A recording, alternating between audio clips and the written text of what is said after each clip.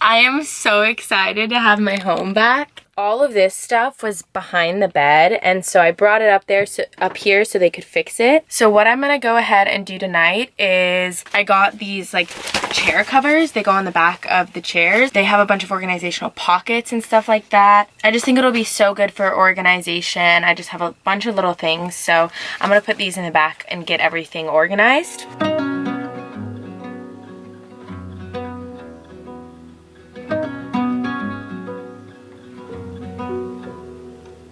I don't mind rain or shine. You can always take my time. I also got this little travel sewing kit, so maybe I'll put that down here.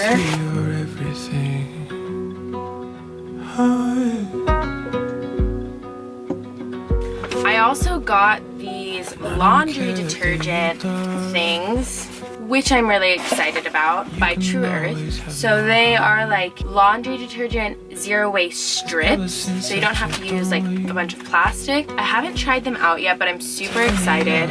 They're just like that. I don't know, maybe I'll put it here. There. So this is how I have organized it so far. I just put pens and pencils here. I have the laundry detergent strips here. In this, I have a deck of cards, a lighter, and then I have this little thing which has my headphones. And then down here I have my crystal deodorant, I have contact lenses, I have my Kindle, a national parks guide, a map for Zion. This is actually a waterproof map. It's kind of cool, like the material. I have a little poop shovel I bring on hikes, my black diamond headlamp. I have that sewing kit. I have a Beatles CD.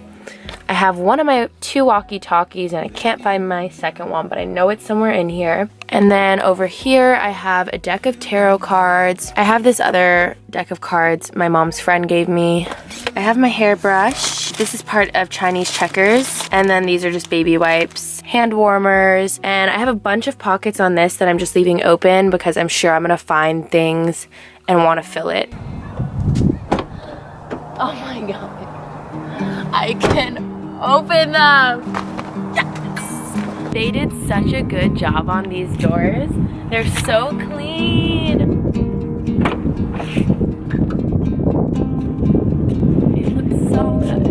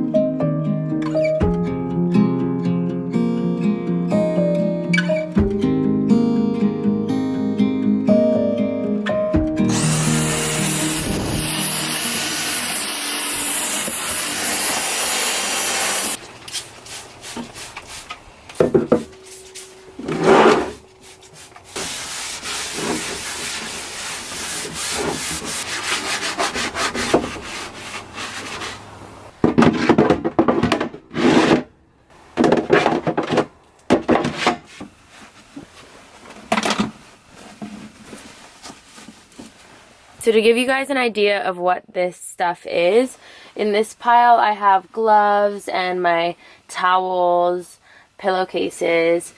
I have bathing suits here. I have t-shirts and big comfy t-shirts in this pile. And then I slide this thing. This thing is so I can actually turn this into a seat and I can sit on this. Back here I have jean pants. I only have 2 and then I'm wearing 1 jean pant. So I have 3 jeans. I have 3 of these like comfy pants. In this one I put sports bras, underwear. Over here I put jean shorts, and then I put crop tops and leggings. It's very cold out, honestly. So today I am fasting for the animals. You guys know I do this on the 2nd of every month, and today is December 2nd. So I haven't really eaten anything and I've stayed quite busy, so I haven't actually been that hungry, which is pretty good. But I am excited to eat again. So let's look at the questions. I chose some vegan related questions just because it kind of fits the context and because I wanted to address them. Actually, these aren't really questions. They're more of statements. In my mind, I made them questions, and yeah, I just want to share what I think about them. So one person said, people survive thousands of years because of eating animals. You literally wouldn't be here. Some still are only alive because of animals. I don't believe in abuse of animals, but I do believe in using them if you absolutely need to. So I am vegan for ethical reasons, as I've kind of shared. My general belief, although of course there's some gray areas that don't fit within this, is that in a civilized society where we do not need to kill animals to survive, it is immoral to do so. This statement, in essence, brings upon the question, is something moral because we've done it for a long period of time in the past? Now, if we say yes, it is moral to do something because we've done it in the past, then we can continue with that logic and say that it's moral to own a slave because we've done it in the past. Or it's moral to continue doing Chinese foot bindings because that was such a large part of the culture in China. Eating animals played a big role in our past and certainly our survival. But I guess the biggest question is, in a modern day society, do we need animals to survive? Can we survive without them?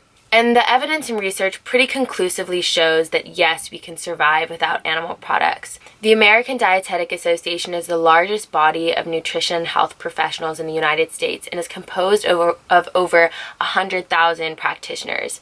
And they have a few statements on veganism. The first is that a vegan diet, a properly planned vegan diet, is nutritionally adequate for all stages of life, including infancy, pregnancy, athletes, etc. So for the majority of developed countries, we do have the ability to survive without eating animals. Of course, there are some exceptions and everything can't be such a blanket statement. So there are areas in the world where there are extremely cold climates and small temperatures where maybe they need actually genuinely to kill animals to survive. Because her next statement was, some still are only alive because of animals. I think necessity is a justification to do a lot of things and to eat animals. I think it's a valid justification. If I'm in a situation where a bear is attacking me and I feel like I need to kill that bear to survive, I will kill that bear. But I don't think me going out into the woods and just killing bears willy-nilly for no reason, if I don't need to do it to survive, isn't necessarily justifiable. There's also another situation that's kind of interesting because there was a plane crash in the Andes and the survivors of that plane crash cannibalized to survive. So there's a lot of things we do that in a modern day society we wouldn't necessarily say are moral, but given the context of necessity, become justifiable. Okay, her last statement is, I don't believe in abuse of animals, but I do believe in using them if you absolutely need to. So I think we agree there. Okay, that was my kind of heavy answering of the questions today, but I hope that that sheds some light on my perspectives. I just wanted to clear those things up with everybody. And now I'm gonna clean this stuff. Oh, it was white sand and deep blue waves. We were running up the shore. Sun glints on sparkling faces. I don't feel or see anymore. I don't feel or see anymore. To be young, to be young. We're just leaves floating on down the stream. My job, my house, my car, my whole social scene. So high. I'm in my parents' guest bedroom and Emery is on FaceTime. Hello. She made popcorn. Popcorn and I put rosemary, butter, and garlic powder on this bread. Yeah, that looks so good. Well, the reason why she did that is because we're gonna watch a movie right now. The movie is Happiest Season. I've literally watched the trailer like 6 times and I'm so excited. It's with Kristen Stewart and Mackenzie, I forget her last name, but it's a queer comedy Christmas movie, which is so amazing. Excited. Way too excited. Text me about it like 20 times today. I've literally been waiting all day for this. Okay, wait, I'm not. And I'm playing watch movie. Wait, no you're not. You know you're not. And now it's starting. I'm starting without you. Not. Stop it. Okay, I'm pausing. Oh.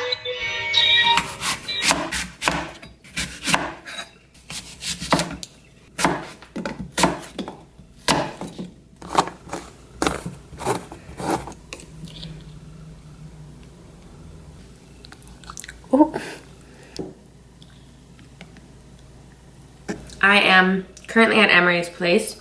I am cat sitting for her because she's going to visit her friend. While I'm here and I have this space, I'm filming a video project about social media and comparison culture and how social media, I don't know, just affects us. Yeah, I'm really excited for this video project. I'm gonna get a new microphone soon. Well, I don't even have a microphone. Sometimes people ask how the audio on these videos are so good, and I'm actually surprised because I just use the audio that's with the camera. But I am gonna get a Rode microphone soon. I just ordered it. I think it was like 50 bucks or something. And I'm gonna connect it to that camera. And I wanna work on like little short films and get better at that skill because, whoa.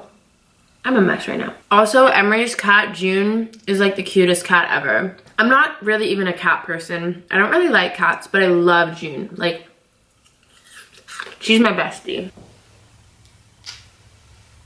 You're like, what the fuck? Just pet me. Don't push me, just pet me.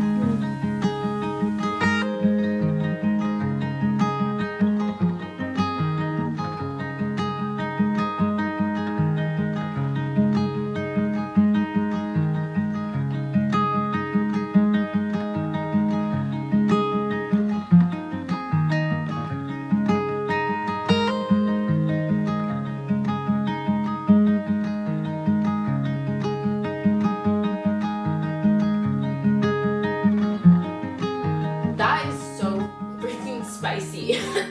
How did I put so much salt in it? I didn't think I put that much salt in it. Crap. I'm gonna put it on bread.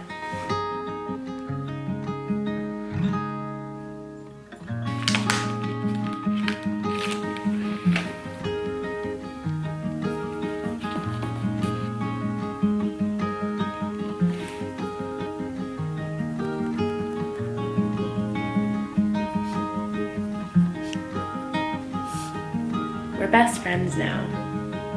Okay, so every single night before I go to bed, I write in my journal. Some nights I accidentally forget to do this, but I basically do this every night and it kind of sets me up for success for the next day. I've been doing this for over a year now, on and off for many years, but the way I set it up this month is my first page is just an overall calendar.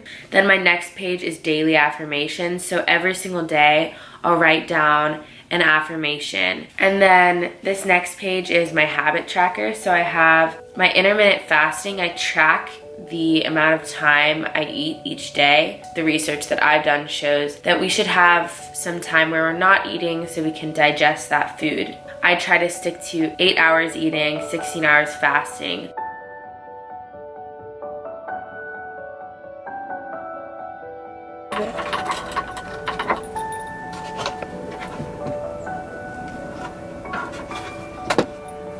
So cool, I love that.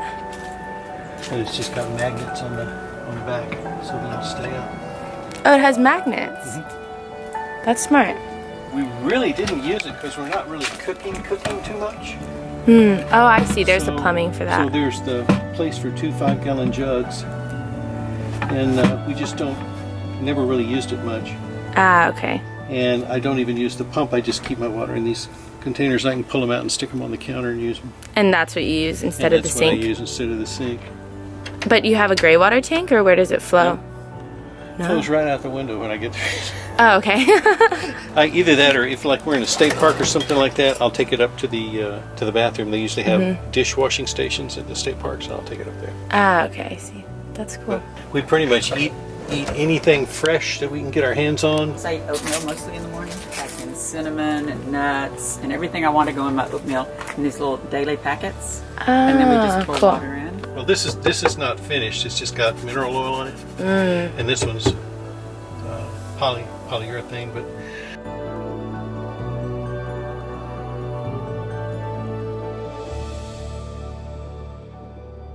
okay, I think I'm gonna try to make watermelon juice. So I found this blender and I think it should be good. Oh, it smells bad. Oh, this is the one that Emery said smells bad, but I'll wash this and then... Emery, if you're watching this, you're gross. Like, it would be great if I had a cheesecloth or a strainer, but I don't, so I found a French press, and it has like a little straining thing, so hopefully that will work. Oh, this is gonna be so good.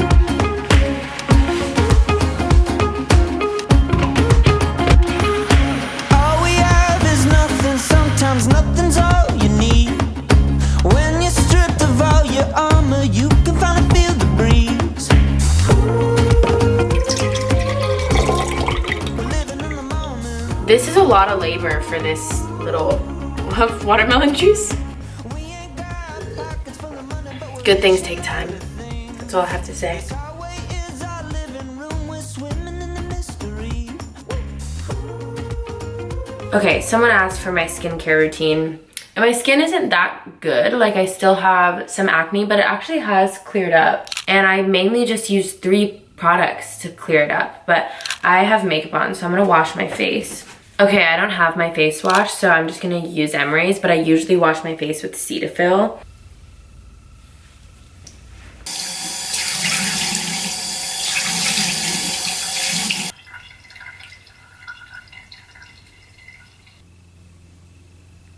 Okay, and then once a week, I do this, and it's this product, TLC Sukari Baby Facial Lissant. To my understanding, this is just a chemical exfoliant, and I don't really know what it does. I was just breaking out a lot, and so I watched this dude on YouTube, which I feel like if you're into skincare, you probably have heard of him. Skincare by Hiram. He just recommended this in one of his things. So I was like, okay, I don't know anything about skincare, so I'll just get this. And then yeah, I do it once a week, and I don't know what it does. I just do it religiously, and it's been working. So I don't know how long you're supposed to leave it on. I don't even set a timer. I kind of just do it until I feel like I shouldn't. So yeah, I'm gonna leave this on. And then the other thing I do, I haven't done recently because I actually haven't spent that much time outside. I've kind of been a homebody since I've been visiting my family in Texas. Since I spend a lot of time in nature and going on hikes, I'm in the sun for many hours of the day. And I got this sunscreen, and the unfortunate thing is that the brand of this sunscreen has come off, but it says Supergoop on it, so maybe it's Supergoop. What does it say? All of these products are vegan and cruelty-free, obviously. Cruelty-free, that's the little symbol that I look for.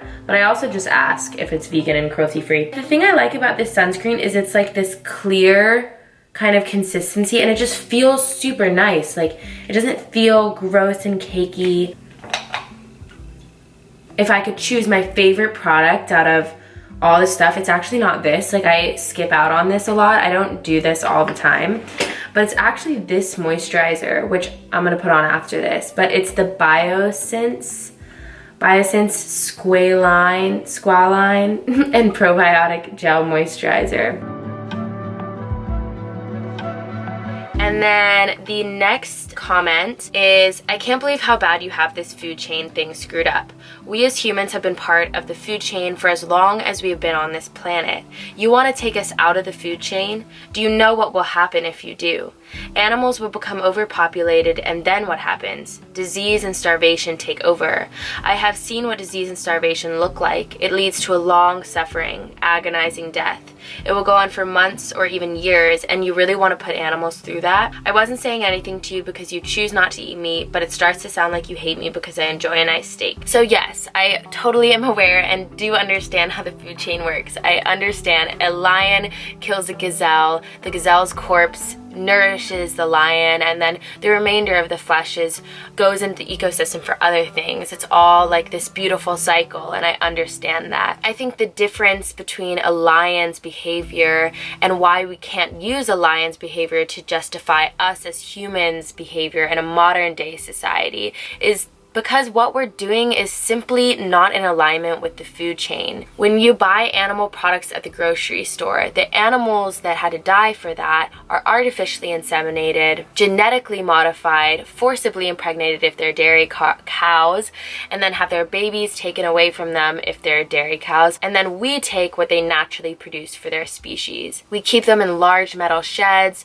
so it's very far removed from any idea of a food chain or cycle of life like we might imagine with a lion and a gazelle. Lions aren't breeding billions of gazelles and then slaughtering them on metal machines, you know? I think another fair point when looking at the cycle of life as an argument to eat animals in today's modern day society is that a lion doesn't have moral agency. Other animals in the wild, they don't have a judicial system and a court of law where you get tried for the ethics of your decision. When we're looking at our moral society and we're looking at what do we think is moral and not, and what do we think is acceptable and not in our society, we can't point to a lion and say, hey, a lion does it over there and it's part of the wild, to justify our action in a moral way. Because if we were to go on with that train of logic, then we could justify raping each other and killing our babies just because that's seen in the wild. Because lions sometimes eat their own children if they're runts of the litter, and they rape each other, and we see these behaviors in the wild, but we surely wouldn't be able to use that to justify doing that in a modern day society. So his next statement is talking about nature, disease and starvation take over. And yes, nature of course has suffering and pain within it, but again, I think it's that difference with morality where nature doesn't have a sense of moral agency where it's gonna be like, oh, like I can't kill this animal and I can't make them starve. If an animal starves, then that is the cycle of life. That is the food chain in a sense. Animals starve in the wild all the time, and it might be painful and it might not be the best, but it's different than a human taking a dog and then starving that dog in their house and not giving them any food, because we have moral agency and we have an obligation to be moral with our actions because we have developed this intellectual capacity to be able to be aware of our actions and how they impact others. Okay, and then his last statement. I wasn't saying anything to you because you choose not to eat meat, but it's starting to sound like you hate me because I enjoy a nice steak. I do not hate you. I want to make that so clear. I do not hate you. I don't hate anyone for eating animal products. My entire family eats animal products. I ate animal products for the majority of my life. I don't think anyone's a bad person for eating animal products. I think we have been brought up in a society that has taught us to love dogs and put our forks in pigs, and that's why I want to lead by example, show my recipes, and talk a little bit about this, because there are 72 billion animals that die every single year. And if you look a little bit more into it, and I'll leave some speeches and documentaries down below, but if you look a little more into it, it's extremely cruel, and I don't think any reasonable and kind person would agree with it. I can disagree with someone's decision and still really love and support and respect that person as an individual, and understand that humans are so complex and that one decision doesn't define an entire person.